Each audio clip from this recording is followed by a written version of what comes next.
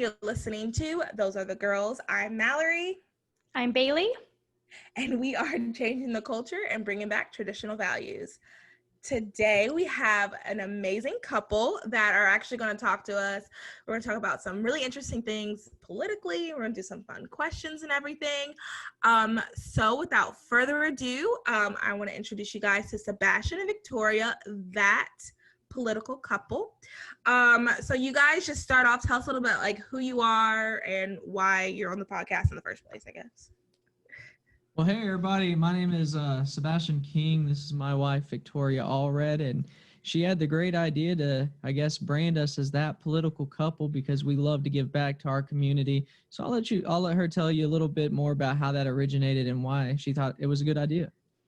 Yes, so I was studying at Clemson University doing a PhD in economics. I only lasted a semester because I was so bored. And he was involved with politics up here in North Carolina, and that was really where my heart was.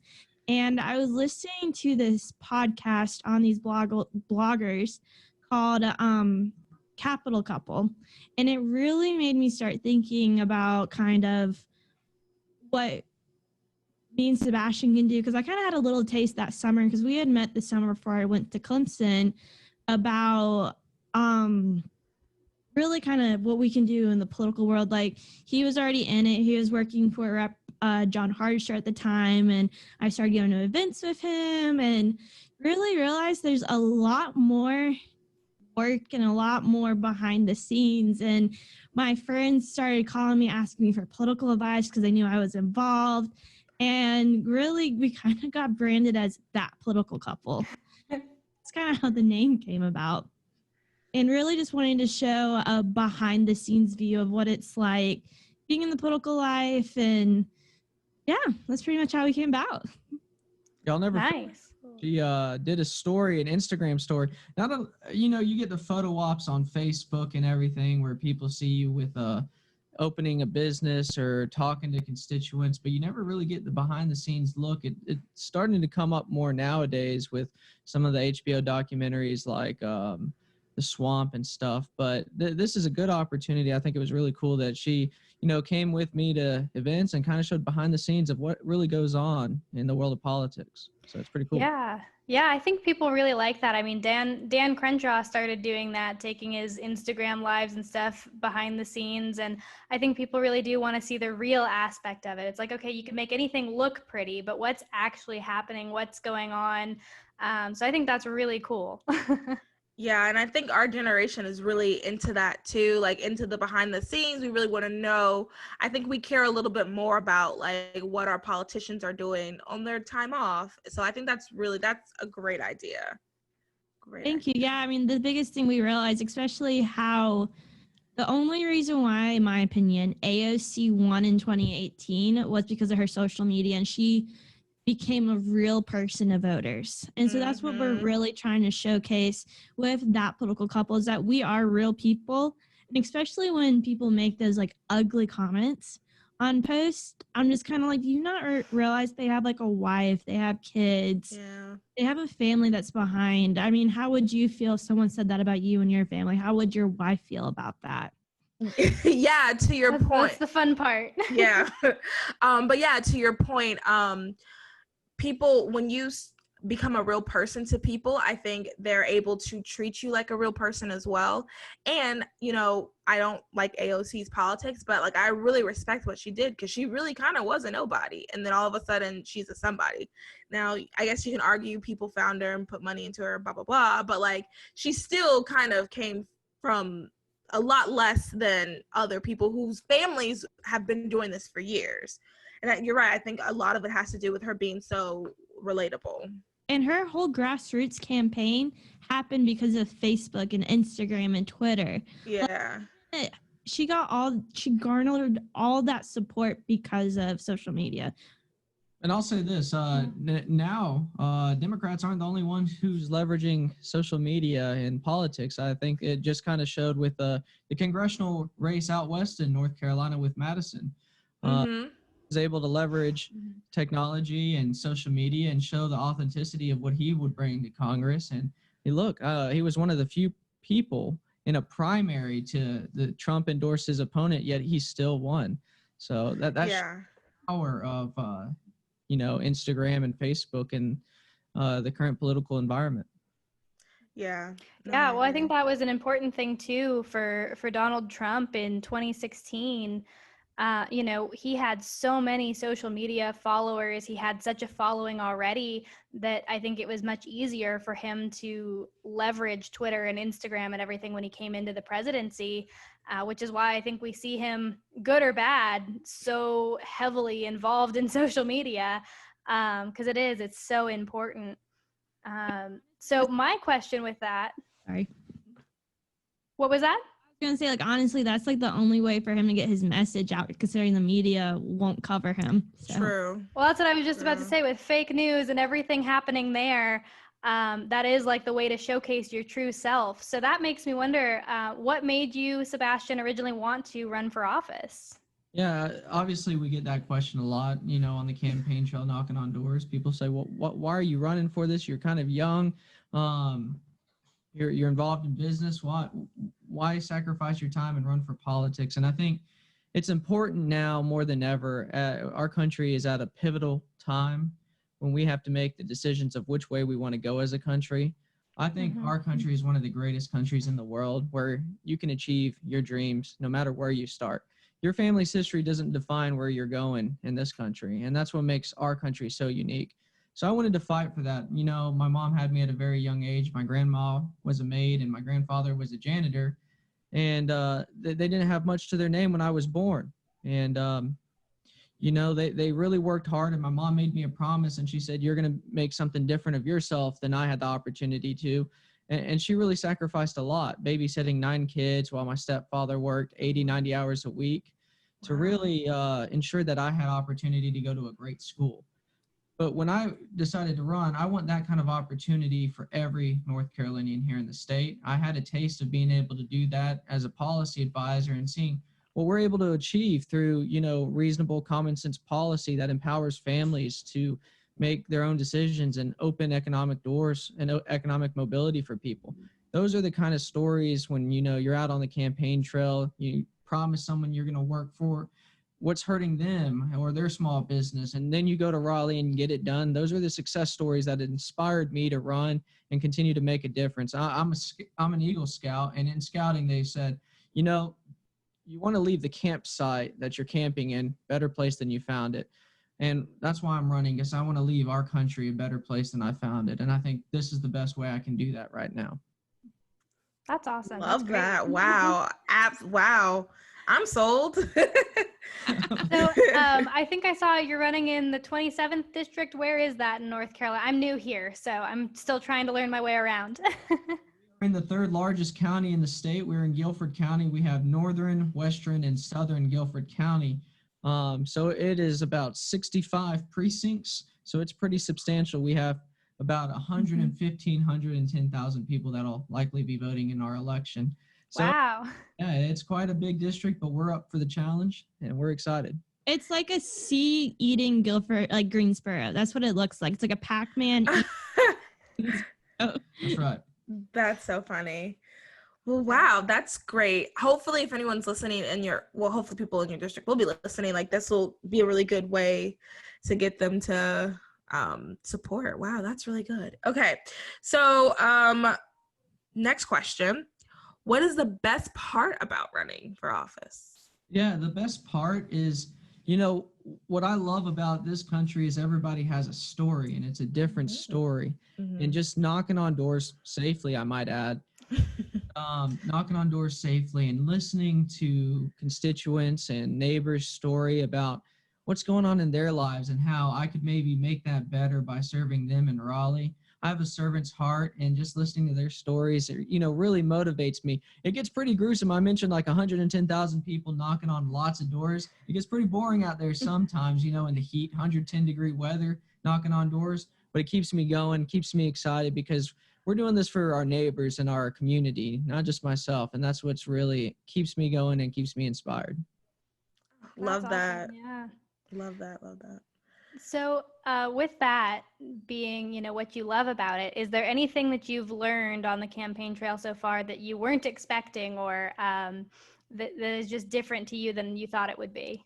Yeah, so well, I've run two campaigns in the past. In 2012 and 2018, I ran Representative Hardister's campaign. One before he was elected, and now one when he was running for re-election. Mm-hmm. But what's really, shocked me about this whole experience is campaigning during a pandemic when families are Mm. and businesses are being forced to close. If you asked me what the campaign topics were going to be at the onset of this year, I would have never bet that we would be going through a pandemic and the economic issues that we're facing our state. We were one of the best states for business, 20th Mm-hmm. economy in the world, and that's been halt due to the pandemic. And my goodness, it's really changed things. We've leveraged things like Zoom, Skype. A lot of technology has been incorporated in this campaign, and I think it's a good way, and I hope it continues after the pandemic. It's a good way to reach voters. I think it's taught some older folks in the process how to get their message out there a little more. So I think it'll benefit the political process, but I never could have expected this, to be campaigning like this. Yeah, Yeah. I love our Facebook live town halls. I really feel like we're able to connect with more people that we would not have connected with. I mean, pre-COVID, you'd go to a meet and greet, have 50 or so people, and it's only those 50 people. Where a Facebook Live, you can have 50 people on the live, and then everybody else can watch it on demand. I mean, we've held 2 Facebook town halls for the Guilford GOP. Our first one reached over 2,000 people. Wow. Wow. If it wasn't for the coronavirus, because we've never thought about doing a Facebook Live town hall. Yeah, well, and I think, for the younger generations, like Mallory and I are kind of millennial, right on that cusp of Gen Z.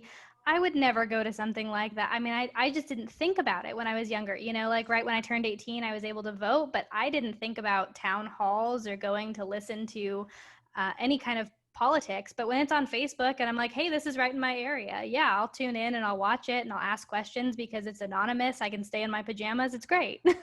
That's exactly right. And what's really interesting is there's been some studies conducted. Most constituents or voters now go and look at your Facebook than your actual website nowadays. So That's true. like a town hall where people can have it archived and go back and listen to it anytime.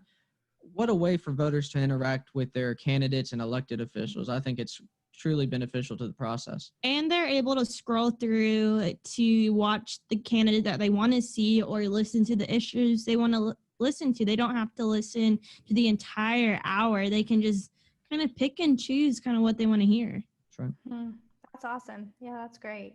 Wow. And that I just love how you guys took the pandemic and everything that happened and just pivoted. Because sometimes some people just kind of like freaked out and was like, I don't know what to do. But you guys like took the opportunity and said, hey, let's do something and make something great with that. That's really good. Proud of my wife for doing that too, because she has an area of expertise with that political couple that she took with helping my campaign have a social media strategy and helped other businesses that needed to transition online as well. And that work that she's done has been very beneficial to the small businesses that she's helped with that political consultant. That's awesome. That's good. Wow. Okay, so Sebastian, I'm sorry, I'll do your question first. What is the most important issue to you? Yeah, I think the most important issue is, coming from my beginning, is how can we find economic mobility? Economic mobility is one of the first things that I really want to help get done, because on the campaign trail, you've seen it. You get told every 2 years, every 4 years, or every 6 years that this elected official is going to do this, this, and this. And then they disappear until re-election happens and they leave the community behind, and, nothing ever gets done for those who need help the most. So, I've worked well with Representative Mark Walker, who's in the United States Congress, on thinking of a plan on how to help these low-income communities. And opportunity zones are one thing that I want to get done, but I really want to get our small businesses back to work safely as well. Small business is part of the backbone of the North Carolina economy, part of the economic mobility route, and it's really critical that people have the opportunity to start their own business and keep it going. So never again do I think that we should have one person closing down businesses in North Carolina. And I think that's one thing I'd get done in the North Carolina State Senate. We need to have a study committee preventing that from ever happening again. And it's easy to look in hindsight, but now that we have gone through a pandemic, how can we ensure that businesses aren't hurt like this ever again? So I think those are some of the most important things I'd really work on in the North Carolina State Senate. Absolutely love everything you just said. And I also too, I want to add this when, so how I met Sebastian was I was helping YR. We did like a deployment, I don't know, a couple of weeks ago. And he was one of the people. And, you know, I'm a social media person. So I'm like going through everything, looking at who I wanted to know. I was like, okay, like I trusted YR, but also too, you never know. So I'm like, I did a little bit of research just to see. And, but anyway, so when we were going from door to door and everything safely, one of the questions we asked was like, what is the most important issue to you? And every single person we talked to said economics. Like that was economics and jobs. That was the only, no, one or two people said something like, yeah, and healthcare, but like everybody said economics. So I love that that is your thing, and like your constituents, that's what they care about too. So that's great. And you get a gauge on that by having those conversations at doorsteps. You know, Yeah. my opponent, he's been in his basement, hasn't really been talking with folks, and it's not being negative. It's just the truth that Yeah. your community to get a gauge, and you can do that safely, which we both have done. So thank you for coming and knocking on doors for our campaign. We greatly appreciate it. It's how we're going to win, and it's how we're not just going to win, but we're going to bring the voices of our community to Raleigh. And I think that's what's so important. Yeah. Absolutely. Yeah. So, Victoria, the next question that we have for you is, how do you support a spouse that's running for something like this? Wow. So we've asked this to a lot of candidates on our blog. And the biggest thing they say is both you and your spouse has to be on the same page. If the spouse is not okay, so like with their husband or wife running, it's not going to work. I mean, there is so much time. I mean, we've had a political event every evening this week, I think. That's right. And it really just takes a lot of time and grace and patience, and it will be nights where it's okay to say, babe, I can't go tonight. I'm just exhausted. And he understands, and I go get my nails done. And so it's really making sure that before you decide to run for office, both you and your spouse needs to be on the same page, because it really is a team effort. And that's what a lot of people forget about. It's literally a team effort. He can't do it without me. No candidate can do it without their spouse and their family support. Yeah, that's great insight. And I feel like, we were talking earlier about people attacking you. And to me, it's one of those things, when you choose to run for office, you're also putting your spouse into that arena, right? Like even Mallory and I have already had people attacking us personally just for having a podcast. So when you're running for something so polarizing, I feel like you definitely need your spouse to be on board so that they're not put into a situation they're not comfortable with. Oh, definitely. Because I haven't been attacked yet, which I'm blessed. But it hurts me when I see him getting attacked. I mean, it hurts our families, like my parents see it, his parents see it. You really think, oh, I'm getting my voice out. And I'll be honest, there's a difference between holding your elected official accountable and just being mean to them. Yeah. Good. I'm glad you said that. And when you attack them based on kind of maybe their appearance, or call them using profanity or calling out their family, that doesn't help get your message across. If you really have an issue you want to talk about with the candidate or with the politician, don't post it on their comments on a Facebook post. Send them an email. Most candidates and politicians have their phone number on their website, have their personal email on their website. Reach out through that way, because I'll be honest, I also manage a lot of other candidates' accounts, and you bullying the candidate isn't going to get your message across at all. It shuts down the conversation completely. Yeah. That's a great point. Yeah. Yeah, no, I'm glad you said that, because I do think, especially because just this day and age with social media, we forget, like you said earlier, that there's a person on the other end. We're mad and angry about X, Y, and Z, so we just take it out and we forget. So I'm really glad you said that. Yeah, and I'm perfectly, look, people are passionate about a lot of issues going on in their community, and rightfully so. A lot of this impacts, their business or their life personally. And look, we want to hear those conversations. Like I said, I'm in this to hear your story. And regardless of where you sit on the aisle, I will always listen to your story. Just reach out. You don't have to come attacking me. I'm pretty easy to get a hold of. So now we're gonna do like the fun ones. Okay. What is your favorite thing to do together? Talk politics a lot. I'm not gonna. Oh, that's cute. That's actually probably one of our favorite bonding things is, look, she's managing campaigns and I've managed campaigns in the past, and it's a good opportunity for us to talk strategy. And what I've done in my experience is running campaigns is different than a candidate gets to see. So using my expertise to help her succeed with her businesses, I think, is a good way for us to bond. We have 2 dogs. We enjoy playing with those 2 dogs as well. One's a little crazier than the other, but Oh God. yeah, we enjoy playing with our dogs. She was a D1 athlete and I was a wannabe D1 athlete. So too competitive to really play sports together. She kicks my butt on the golf course, and I'm okay with that. I've accepted that. We did and I will put this in the statement.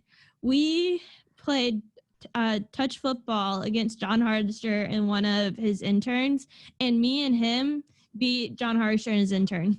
Nice. Oh, wow. Okay. Beat it in 2v2 football. So Yes. if anyone wants to challenge, But I would also say too, we love watching The Office. That's kind of what we do before bed. Oh. We'll watch The Office, and I mean, we haven't been able to do as much as we want to because of COVID, but just going out and eating. Neither of us like cooking. Horrible at cooking. But just kind of being out in the community, enjoying each other.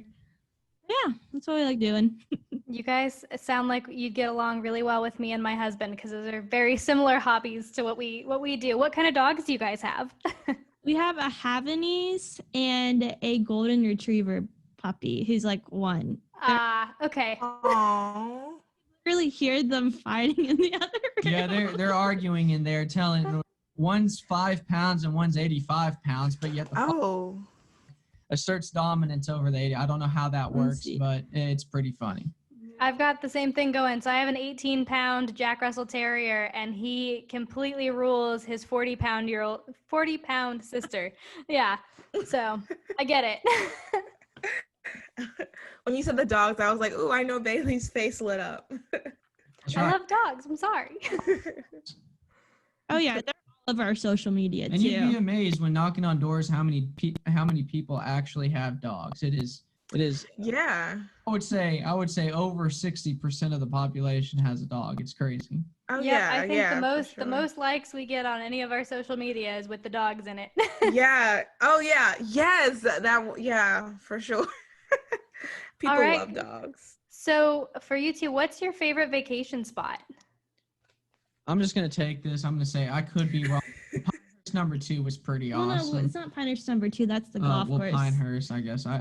Pinehurst is probably one of our favorite places to vacation. So we honeymooned in Pinehurst. We were planning on doing this big elaborate trip to Italy so we're both Ooh. Catholic, and in the Catholic Church, if you go within like the 3-month span of being married, you can go to the Vatican and get the Pope to bless your marriage. So that Okay. span for us was around the primary day, and so we didn't want to schedule a trip to Italy in case he has a primary, because that just wouldn't work out. And we got lucky that we ended up not going because that's when COVID hit. Yeah, we probably would have been quarantined in Italy, stuck there for a couple weeks, a Couple months. couple months maybe, and it would have Oh, been wow. an experience if we had gone how we wanted it to go. So, Mhm. Things happen in weird ways. So we ended up Yep. in Pinehurst having a great time. I made one heck of a putt, but that's all I had to show for it. One putt. I got the ball there. And then he posts on social media that day, and I go, can we not talk about the shot that I hit to get it there? I was at Pinehurst there. We ended up playing Pinehurst number 2 and then number 4, and then did a spa day. And yeah, and then that's where we're going after the election. So I took that whole week off at the election, and we're going to go down and stay at Pine Needles this time, which that's my favorite golf course in North Carolina is Pine Needles. That's so cool. Yeah. So, quick question. Born and raised in North Carolina, don't know what Pinehurst is, a island, a city? It's in the Sandhills. It's about 2 hours. Oh, okay. It's the golf capital of the world. So like we've had a Oh. golf tournaments down there, US Opens. For us in Greensboro, it's about hour and a half drive. It's just kind of down past Asheboro. From Charlotte, I think it's about 2 hours. You literally just go Okay. east. So Okay. Oh, nice. Oh, and that was smart too to take the week off. That was thinking ahead. Yeah. When did you guys get married? January 4th. And fun fact, we got married the same day as Dan and Alice Forrest. So we'll share the same anniversary with them. Not the same year, but The same. How fun. And then there's Dan has a So huge cute. here in Guilford County. Her name's Sandra Burns, and she's a good friend of mine, good supporter. came to of our mine. wedding. And she came to our wedding, but she has the same anniversary as well, which is January 4th. So it's like us 3 political people all got married the same. It's a good to be married, even though it's in the winter time. It's something cool Yeah. that brings some bonding with our friends. So it's Yeah. crazy. I don't Yeah. plan it like that at all. So I knew I wanted. Okay, so here's a fun fact. I know Bailey's married. Mallory, this is what I'm going to tell you. Okay. She's about to preach, guys. I'm excited. The Church of Christmas is beautiful. Plus, they will leave up the Christmas decorations for free. So we did not have to decorate the church because the Christmas Oh. were still up. So we had these beautiful Christmas trees and those red flower things. And it was just beautiful. So I knew I wanted to get married around Christmas time because I'm like a penny pincher and I don't like spending money. And so I didn't, and I knew like my cousin had gotten married about 6 months prior and spent like over $3,000 on flowers. And I go, oh God, I'm Ooh. doing that. But yeah, so if you get married around Christmas time, you get the flowers in the church. And then my little sister turned 21 on January 1st. And she said, I don't care when you guys get married. I just got to be 21 by then. And I go, okay, in January. Oh, okay. That's so great. Yeah, I'm with Yeah. you. I think I spent $4,500 total on my entire wedding. So I'm with you. Don't like to spend money. We got married in October, so we didn't have the free decorations, but that's a great tip. Yeah. Time to get married. The other thing in January, everything's on a discount. So we got our DJ, our venue, catering, all that was discounted in January because that's their off month. I don't know after COVID, but You go, girl. You go, girl. That's awesome. Yeah, and I was gonna say real quick, I do think winter weddings are really pretty too. Like I've seen like on Pinterest, so we had like whole- for wraps, we had like the dark red roses in the bouquet, had like some of those like pine berry things. It was beautiful. So pretty. This or that lightning round. You guys ready? Okay. Hot air balloon or bungee jumping? God, I hate heights. Hot air. Hot air balloon. I have to go with. I hate heights too. So both of those are situations for me. Bungee jump, you just don't know what's gonna happen with the cord when you go down. I'm just I agree. Hot air balloons are a lot safer. Batman or Superman? Gotta go Superman. Yeah, I would say Superman. Who was it? Henry Cavill. Oh, he's so hot. I concur. Early birds or night owls? Night owls, Yeah, night owls, definitely. certainly. Yeah, if I could start work at 10 every day, I'd be so happy. Hate getting up in the morning. That's the opposite of Mallory and I. We're both early birds. My Yeah. husband's a night owl though, so I feel ya. I do my best work responding at like in the evening times, night times. That's when I do my best work. So some people get emails from me at like 12:40 and they're like, how are you up so late and then back at it the next day? All about caffeine. True. Pumpkin spice latte he Yeah. drinks. Yeah. Yes.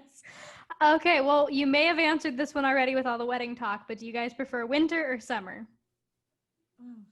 Is there a third option? Fall? I like it Yeah, I right in like fall between. better. Everybody likes fall. Which one would Yeah. you pick? Hot or cold? Probably warmer, just because Yeah. I put an outdoor sport. Yeah. I did winter golf. I agree. Summer's probably better of the two. I can't. You said winter golf. I can't even imagine doing golf in the winter. Whew. One of my tournaments in junior golf, it was 37 degrees and sleet. And so when the ball was rolling on the green, there was literally a line of sleet going around the ball. Oh, it was awful. And then you're wearing like 3 layers. So you have an Under Armour, a shirt over, like a collared shirt over top, and then another jacket over top. And we would always do hand warmers and mittens. So you take the mittens off, hit your golf ball, put the mittens back on. Oh, it was, Yikes. That sounds terrible. Great golfer. She was a D1 golfer for ECU, and she actually Ooh, easy. championship during a hurricane once, right? Yeah, so Hurricane Sandy, we played through that. That was rough. You had like literally you'd have a 30-mile-per-hour wind gust. So like you hit the golf ball, it goes up in the air, wind blows it 30 yards off course. Oh, that was miserable 2 days. Only reason she didn't win 2 state championships. Yeah. Wow. Wow. Well, Oh, and I go, love girl. how- That's awesome. yeah. And I love how you're bragging on her. Oh, that's so cute. So Okay. she doesn't do the same always. She kind of keeps me humble. So, but What are your 3, or give us 3 really good political podcasts or commentators that you like to follow to stay up to date on the news? tying it together, the verdict. Well, no, tying it together with Tim Boyum. It's a Spectrum News podcast, and he only focuses on North Carolina. He did some great interviews with local candidates and local political analysis, really talking about North Carolina politics. And then the verdict with Ted Cruz. That's a good one. And then for the third one, I'm going to say stay tuned until after I'm elected. We will be launching a podcast showing what's going on in Raleigh behind the scenes, and I think people will be very interested in that. So stay tuned for that. I hate to give the bailout third answer like that, but I think it'll be pretty cool. Well, I'll give so definitely Tim. That's one of my favorites. He did a really good episode, I think 2 weeks ago, talking about the election and like absentee ballots and the whole process, which he interviews the head of the Board of Elections in North Carolina. Highly recommend it. Well, I guess that was 2 weeks ago. So it was like the Wait, who'd you say? Who'd you say? Tim Boyum's like the Tying It Together podcast. Oh, okay. And then I love okay, I'm scrolling through my podcast right now. I listen. There's a really good one called Slow Burn. So it's only the first 2 seasons I like. So the first season talks about Nixon's impeachment. Second season talks about Bill Clinton's impeachment. And then my third podcast would be why did I just blank? Oh, RFK tapes. And it's talking about the conspiracy theory between Bobby Kennedy's assassination and how they think that the guy who killed him was hypnotized to do it. Awesome. And what is that called? One more time. I'm going to write that. Like, no joke. I love that type of stuff. RFK tapes. RFK tapes. Love it. Cool. Yeah, Mallory found her new favorite podcast. She loves conspiracies, so I have a podcast called Conspiracy Theories. So it's literally called that. It's like a mustard yellow cover, but essentially each week they go through conspiracy theories and explain like what happened, what the theories are, and then debate whether they are actually true or not and the likelihood of it happening. All right. I'm at that one as well. Love it. All right. So the final question that I have for both of you is what advice do you have for young people who are either interested in running or just want to get involved in any level of politics, whether that be a podcast or, any way that they can? Well, I encourage young people to be involved. I mean, this is your future that's playing out before you. Decisions made in Congress, state level, or the local level impact you directly and will impact your family, your loved ones.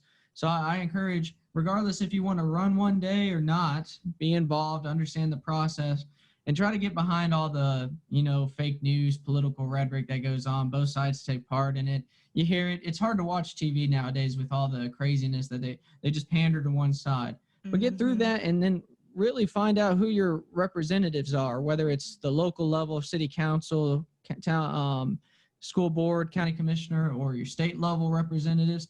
Those two are really accessible for you to meet with and talk to most of the time. A lot of them like to hear the stories that are going on with young people today. It's a little harder to get a hold to meet with the president of the United States, but just write a letter. And I always encourage people, look, take part of the process. Look, anyone can do it. I've proven that. AOC's proven that. Madison's proven that young people can make an impact in the political process. But also as campaign managers, a lot of people don't understand. A lot of campaign managers, even on the statewide level, are young people. A lot of staffers in Congress are young people that are there in their early 20s. So you can easily make a difference regardless of where you are in life. It just takes that, first jump. They say the number one fear in public is public speaking, but politics isn't just about public speaking. There's real policy issues that go on. If you're a fan of reading, you can read a bunch of policies. If you're a math person, there's a lot of finance to do with the budget and everything. Data analytics. Data analytics. There is a home for everybody to be involved and make a difference in their community. Use your passion to make a difference for your neighbor. That's what makes our country so great, neighbors helping neighbors.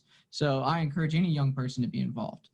Yeah, I agree with that because honestly, I didn't get involved. So really, and we can kind of go, this is how we met too. So I had a really bad experience with my coach at ECU and started working with this student athlete advocacy group to get a study commission started in the North Carolina General Assembly to study looking into student athlete abuse and kind of creating like a student athlete bill of rights, which is a coach's code of conduct, because as a student athlete, I had to follow 3 bill of rights, but there's no coach's code of conduct. So when a coach does something wrong, technically there's no rules against it because he didn't write them. And so that's how I met John Hardister. And then I went to an event for John Hardister, and that's where I met Sebastian. And it's really, I guess the thing that I've learned is you really do have a voice. Everybody has a voice, and don't let someone tell you just because you're young that you don't matter, because you've had your own experiences that are different than what other people have gone through. And if you truly feel like it's your calling to run for office, then do it. Don't be afraid to do it. And if you feel like there's an issue that needs to be spoken about, bring it up. And I would bring it up more on a one-on-one basis, because that's what I did. I went around the General Assembly and literally talked one-on-one with people that were on voting for the commission. I sat in their offices, I told them my story, and they listened, because I didn't try blasting them on social media or anything like that, or sending them hate mail. Like that doesn't work. And you'll find out that if you're having an issue and you're trying to be an advocate, that you're probably not alone. You're not the only person having this issue. And it's amazing the relationships you can build or the friendships you can build advocating for an issue. Who knows, you might find you're the one for you by doing it. I thought it was the worst day of my life, ended up being the best day. Oh, so sweet. That's so sweet. Wow. Aw. Gosh, well, you two are just a joy to be around, and you're so fun. The energy is great. So we are really excited to see the election results, see what happens with you two. Thank you so much for taking the time and coming on here. Thank you for having us. We've had a great time. Yeah, absolutely. Thank you guys so much. I appreciate you guys doing this podcast. I listen to it. I highly recommend it for people. You guys do a great job. So it's an honor to be here. Thanks. Also, too, really quick, just tell us your social media and then the district you're running in again, just so people can hear it again. Absolutely. So website is SebastianKingNC.com. And then my Facebook, Twitter, and Instagram are all Sebastian King NC. And district I am running for is in Northern, Southern, and Western Guilford County, District 27 for the North Carolina State Senate. Yeah, and our blog is thatpoliticalcouple.com. We have had interviews with other candidates. I've provided some political advice of like what to wear and what not to wear. How to take pictures at a political event, just different things I've learned. I literally, after every evening, I sit down and write about what I've learned that day in my notebook to kind of create a post later on. And all of our social media is it's That Political Couple. That's so cool. Yeah, I'll have to read that blog because that sounds like it's going to be some pretty good advice. Yeah. Thanks everyone for listening to Those Other Girls.